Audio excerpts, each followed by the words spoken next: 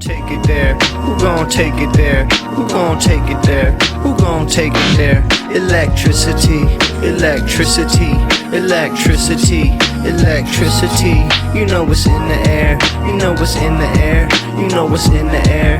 You know what's in the air. It's possibility. It's possibility. It's possibility. It's possibility. So I want to talk about this interview that Cenk Uygur of TYT did with Marjorie Taylor Greene. Some of you have probably heard about this already, but Cenk has been having more and more right-wing figures like that on his platform. He did a poll about whether or not he should have Steve Bannon on, and then he never did. So I guess maybe the poll results were not reflecting support for that. But then I think he did the same thing about Marjorie Taylor Greene. Should I have Marjorie Taylor Greene on? And I think he shows a graphic during the interview that says like a huge percentage of people, but it was out of like 150 people, and maybe like 125 of them said that yes, he should have Marjorie Taylor Greene on. So not a very representative sample of anything except the most diehard supporters of TYT. And that is apparently where they're sitting at this point. So Cenk did this interview. I'm going to go over it a little bit. I think there are some interesting points here. I know some people are probably sick of hearing about Cenk, but look, I think that this PAC thing that he's doing does make him a more relevant figure. You know, whether it's a failure or whatever happens with it, he is trying to affect some change here, and so that makes whatever he's doing, you know, somewhat relevant until further notice, more so than someone like Anna Kasparian, who I asked, you know, if people have any interest in me continuing to cover, and some people did sort of, but I don't know, unless there's a reason to, unless she really crosses the radar, I'm not going to, because I don't think she's that relevant. But what Cenk's doing for the moment does give him a little bit more relevance. Again, not just because he's saying or doing something shocking, but because what he's actually trying to do with his platform could affect the outcome of the upcoming election. It could have no effect at all. But to me, the fact that he's setting his sights on the midterm election does show that he is thinking practically. And, you know, he's run PACs in the past that were a disaster, and Justice Democrats was a good idea, but it was run mostly by other people. So, you know, whether or not Cenk can pull this off seems doubtful. And it seems also like maybe this interview with Marjorie Taylor Greene was an attempt to court her somehow. And I'll get to that later. But I mean, shortly after TYT did an interview with Lindy Lee, Anna Kasparian ends up announcing a show with her.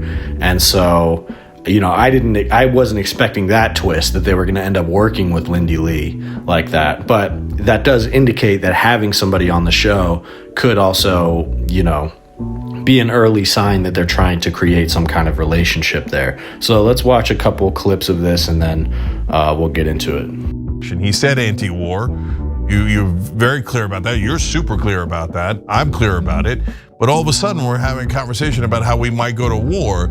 So how do you think the neocons got there, and how powerful do you think they are within the Trump administration?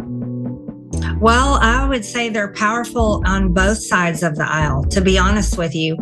We saw Democrats in the House and Senate vote overwhelmingly to fund the war in Ukraine. And we saw Republicans do the same thing in the House and the Senate. So I would say this is not a one-party problem. This is a two-party problem. And this is also the military-industrial complex that is very, very powerful, because they keep, no matter what administration it is, they somehow find a way to get their foreign wars. If Trump does attack Iran, how disappointed will you be in Trump? I don't see a need to attack Iran. I don't see a need or understand a reason to attack Iran, and the American people don't want a war with Iran. You know, for the past several years during the Biden administration, we saw our own borders overrun every single day. And I serve on the Homeland Security Committee, and I can't tell you, I how many stories? There are too many stories to even comprehend, from families who lost their family member to fentanyl poisoning, or perhaps some other type of illegal alien crime or murder, whether it was a car accident or an actual murder. And these are the stories I think we should be paying attention to. And this is what matters to me. Our border matters to me, and the American people matter to me. So do we have to keep giving money to Israel, or can we just say, hey, that's enough? You're a grown-up country. You're one of the top 20 economies in the world. You have universal health care. We don't. You have paid family leave. We don't. Is it time to stop giving money to Israel? I would say it's time to stop giving money to pretty much every single country around the world. I'm very much against foreign donations to countries all over the world, especially when we're in $36 trillion in debt. So now people are getting snatched up off the streets. Mahmoud Halil, Öztürk, who wrote an op-ed against Israel or criticizing the current Israeli government. And now they're arrested and potentially deported. And they were here legally on visas or as on green cards. Seems to be a direct attack on freedom of speech. What's your stance on those arrests? Well, I think freedom of speech extends to Americans. I haven't really been vocal on any of those issues. That's been more some of my other Republican colleagues that have been addressing those issues. I think being an American citizen is a pretty special privilege. But if you're here on a visa or a green card, then I think you should be respectful towards America and the people that we stand with. And so if they've done something wrong, then I have no problem with them being deported. So there you go. Super softball interview from Cenk here. Some light prodding on a couple of issues, but not really pushing her very far. And it seems to me like his main goal with this interview was to see if she was open to his pitch about a PAC that runs off the idea of not taking corporate PAC money. So weird idea that he has, but you could almost see for a second that he was wondering if Marjorie Taylor Greene might be open to that. He asked her, do you take corporate PAC money? And she gives a wishy-washy answer about how she hardly takes any. She's never taken any money from Israel. It almost seems like she might want some of his PAC money. So I don't know, just an interesting dynamic that's going on here. Potentially people in her camp, or maybe, in other areas of the Republican caucus, are getting word that TYT and this PAC that Cenk is doing might be a valuable source of money for them if they don't want to take corporate PAC money. I don't know. Interesting. Like I've said, it's not exactly the type of politicians that Cenk wants to be courting, but I don't think he's going to turn that down if he does have Republican politicians like Josh Hawley and Marjorie Taylor Greene gravitating towards him, which could turn this PAC idea of his into the worst version of itself very quickly. So that's something to keep an eye on. But what he's asking her about is he's asking her about the students who were arrested because of their criticism of Israel and whether she supports that. She's very wishy-washy about that. And doesn't seem to want to directly criticize Israel, but she's not as afraid of doing so as other politicians. And there's a couple interesting moments regarding that. But in this one moment where Cenk is essentially talking about people being accused of anti-Semitism and deported for that, which Marjorie Taylor Greene does not say she opposes, Cenk then says, well, we know that you have a history of being accused of anti-Semitism. Something he says it even vaguer than that. He references, we know that's something that you've, that they've been tough on you about, or that you've taken a lot of criticism for.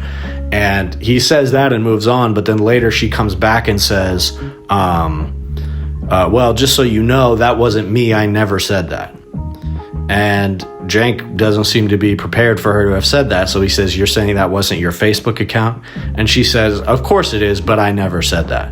So she doesn't make any argument. She doesn't say they faked it. It was fake. She just says, I never. So an obvious lie that Cenk doesn't push her on. He did bring up this whole thing about her being anti-Semitic. She denies that she said anything about space lasers, says that it was her Facebook account, but that she never said that. And Cenk just kind of lets that slide. She basically says that it was a media hit piece on her. So perhaps he wasn't prepared for her to fight back on that, but he shouldn't have brought it up if he wasn't like willing to press her further on that, because she definitely did say that. And she didn't even really give an effective denial of it here, because she says that was her Facebook account, but she never said it was fake. She never said anybody fabricated anything. So she's just denying that she said it. That's all. Some interesting moments here. The most interesting moments, I think, were mostly surrounding Israel, which I think Cenk was kind of deliberately prodding her about Israel. And she did have some interesting responses there. But I think the biggest moment that was indicative to me of the same problem that I've been talking about with Cenk's project here from the beginning is that Cenk and the people he's trying to organize with are talking about different things. And so this idea, the whole point of this interview was that Cenk and Marjorie Taylor Greene agree on the idea of no wars, right? And that we shouldn't go to war in Iran specifically, is what Cenk is pointing to here and why this interview happened, because Marjorie Taylor Greene does not want Trump to go to war. Now, she was very careful about not saying anything directly critical about Donald Trump, while also making it clear that she doesn't think it's a good idea for him to go to war. But something she said that I thought was really interesting was she talks about how she doesn't want us to be spending this money and spending our time, fighting other people's wars, and that she advocates for America, and she's America first, blah, blah. We know this about her. But then she says she immediately pivots to talking about people on the streets, gangs that are, ravaging the streets of America, and essentially references the same talking points that Trump used as a doorway to get into these mass deportations that he is now trying to ramp up doing. And so, in other words, when Marjorie Taylor Greene says that she wants us to be using our military less overseas, what she's actually saying is that she wants us to be using it more in the homeland. She wants us to be turning our military capabilities inward and focusing on that, focusing on mass deportations, focusing on creating draconian punitive systems that kidnap people from their families and deprive them of due process forever. That's what Marjorie Taylor Greene wants us to be spending our budget on, our military on. And so Cenk doesn't really seem to catch that. And that is the risk in organizing with people who you don't just have disagreements with, but you have fundamental worldview opposition to, right? And on one hand, I can understand the idea of part of politics makes it necessary to organize with other politicians who believe things you don't believe in. However, in the context we're in right now, where Donald Trump has full control of the military and they're already clearing the way for military capabilities to be used within the United States on American citizens and suspected non-citizens or whatever, and if you're relying on Marjorie Taylor Greene to be the one to pass along the message to Trump that we need to be using our military capabilities less abroad, guess what? Once they do that, they're not going to give a fuck what Cenk Uygur has to say about how we should be using those military capabilities. And if we're going to turn our focus into America, that's exactly what they're going to use those military capabilities for. And I think, honestly, the better case scenario, while I don't want to see us to go to war in any place, I think Trump spreading himself thin in terms of how he supposedly wants the military to be used is better than the Trump administration acquiescing or coalescing around the idea of removing ourselves from all of these foreign conflicts. What that is going to lead to is a coalescing of the Trump administration around turning that attention towards American citizens. So it's really just an example of how helping the Trump administration organize to any particular end is just going to lead to the worst aspects of their agenda being enabled even further. And look, it's a sticky problem. I'm not trying to use this as a dunk to say, this is why you can't interview Marjorie Taylor Greene, even though it is effectively that. But the reason I'm saying that is because these are particular kinds of potential collaborators. These are fascists. And so collaborating with them makes you a collaborator for things that you did not consent to collaborating with. And, if Cenk isn't recognizing that because for some reason Marjorie Taylor Greene wants to get some PAC money from him or whatever. It's hard for me to imagine that she doesn't have enough support elsewhere that she would need to take money from Cenk. But this was a very friendly interview. I would say she was friendlier to him than he was to her. They were quite friendly to each other. So there's some kind of relationship being built up there. She contradicted herself all over the place. You know, when he asked her about, you know, American residents being deported, legal immigrants, because of their free speech, you know, she waffled on that. She was not able to say that she opposes that. Now, that would be a good thing. Her opposing that action of the Trump administration would be helpful to the cause, and that would be a truly principled stance on free speech. Now, one more principled stance that she did take was helping to kill this boycott bill of Israel in Congress, meaning they were trying to make it illegal to boycott Israeli products. And that's absurd.